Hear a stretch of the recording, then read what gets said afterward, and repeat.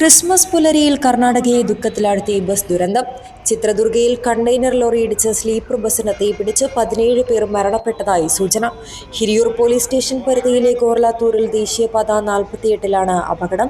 നിയന്ത്രണം തെറ്റി എതിർദിശയിൽ നിന്ന് മീഡിയൻ തകർത്തെത്തിയ ലോറി ബസ്സിലേക്ക് ഇടിച്ചു കയറി. ഇടിയുടെ ആഘാതത്തിൽ ബസ്സിന് തീപിടിക്കുകയായിരുന്നു. ബസ് പൂർണ്ണമായും കത്തിനശിച്ചു.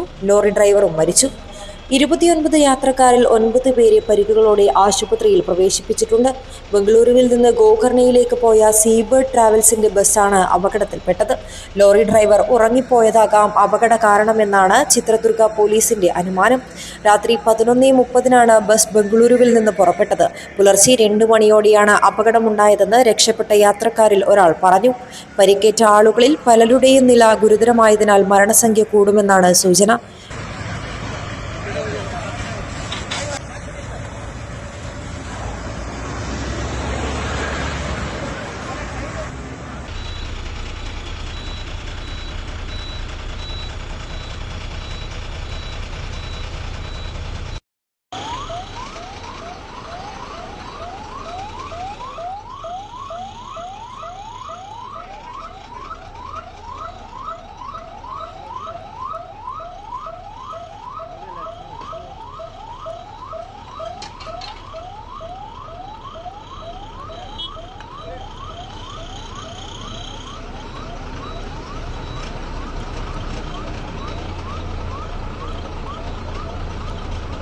News 14 Live, Kasaragod.